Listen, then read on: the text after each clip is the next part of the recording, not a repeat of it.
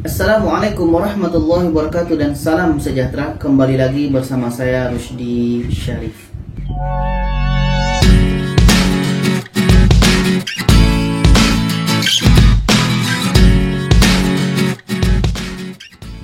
Baiklah penonton, apa kabar? Semoga kita selalu sehat-sehat saja, rezeki kita semakin dilancarkan, rezeki kita semakin dilimpahkan, semakin banyak, semakin berkelimpahan, dan urusan kita selalu dimudahkan oleh Allah Subhanahu wa Ta'ala. Baiklah penonton, ini berdasarkan kisah akhir daripada parodi lagu Indonesia Raya ini.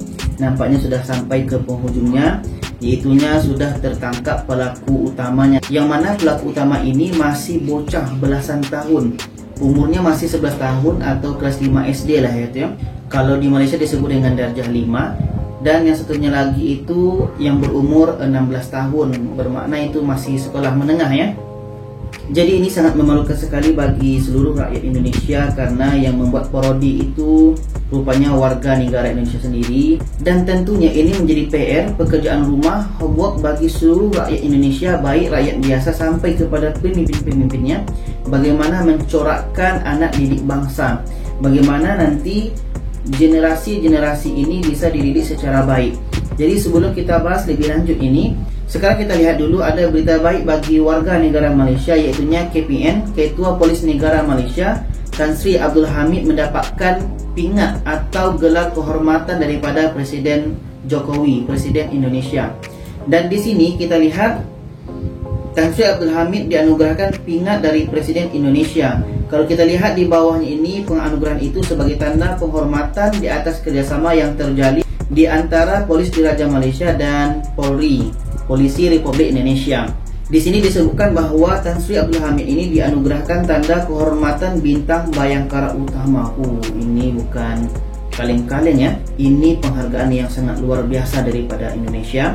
Dan ini masih baru 30 Desember, hari Rabu tak silap ini.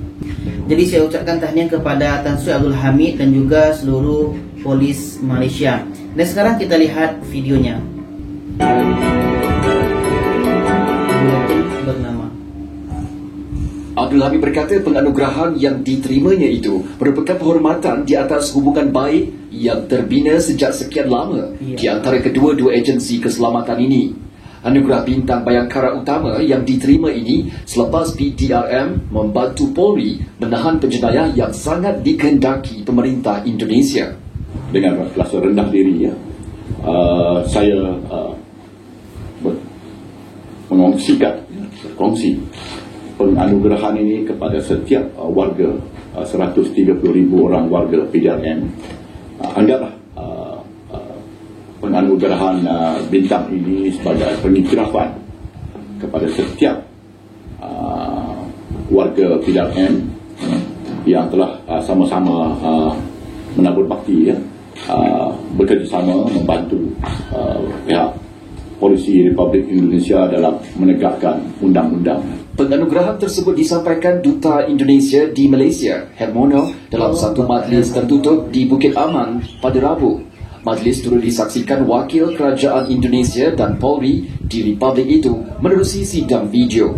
Selain itu, beliau turut mengucapkan penghargaan kepada pegawai-pegawai polis Indonesia yang rata-ratanya telah bersara di atas sumbangan yang ditaburkan dan kerjasama yang erat di antara PDRM dan Polri.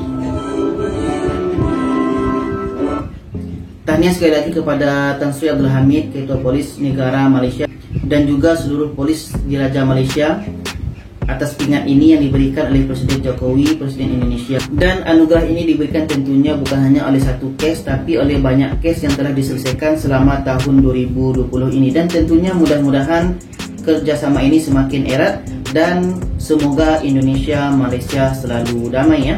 Dan sekarang berkenaan dengan parodi lagu Indonesia Raya yang nampaknya sudah sampai kepada titik akhirnya, yang sudah ditemukan pelakunya.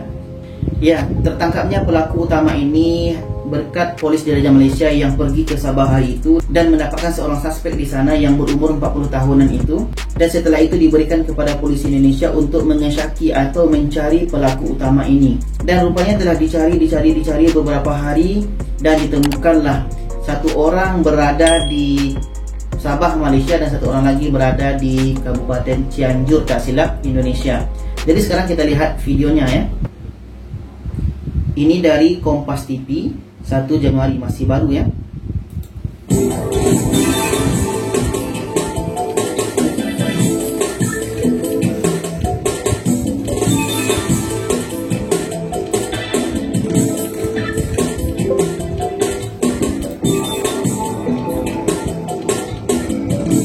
Bocah di bawah umur.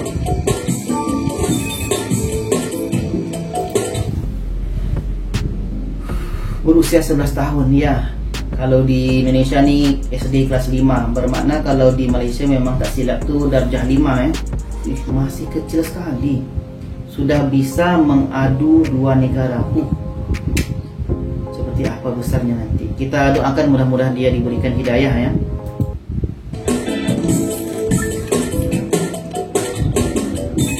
Oh, 16 tahun di Cianjur.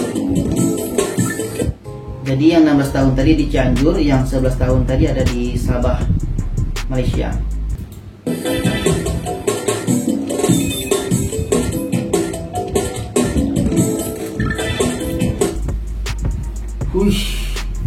Memahami cara membuat akun palsu sejak usia 8 tahun.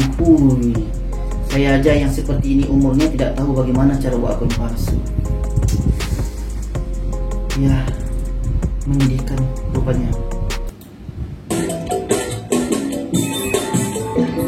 Dan kemudian bahwa untuk MDF ini yang ada di Cianjur umur 16 tahun ini juga akan kita bawa orang tuanya juga ikut dan menjelaskan bahwa sejak umur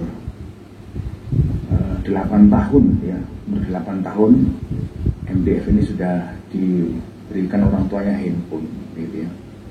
Jadi umur 8 tahun ini yang bersangkutan sudah belajar bagaimana dia menggunakan handphone, terus kemudian dia juga paham bagaimana dia itu mengelabui ya, bagaimana nanti seandainya nanti ada petugas, nanti saya upload ketahuan, dia sudah bisa ini. Dia sejak mendalami di umur 8 tahun ini sampai umur 11 tahun. Dan juga bagaimana membuat nama akun palsu ya.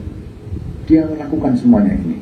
Jadi dia belajar bagaimana biar dia itu tidak kalau ada pelanggaran pidana dia tidak terdeteksi itu. Dia sudah belajar itu. Tapi ternyata juga terdeteksi juga ya. Ternyata sudah kita lakukan penangkapan di sana.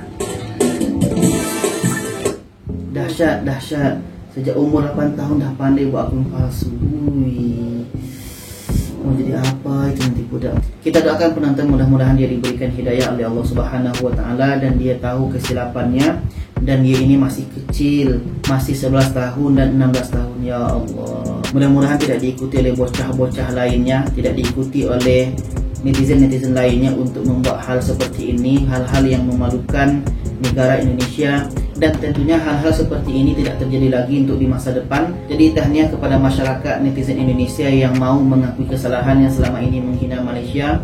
Dan juga terima kasih kepada warga negara Malaysia yang mau memaafkan Indonesia. Tentunya ini menjadi arah yang baik bagi kita bersama. Semoga perdamaian di antara dua negara ini tetap terjalin, semakin erat, semakin terjalin kuat hendaknya. Dan mudah-mudahan kita Indonesia, Malaysia selalu damai.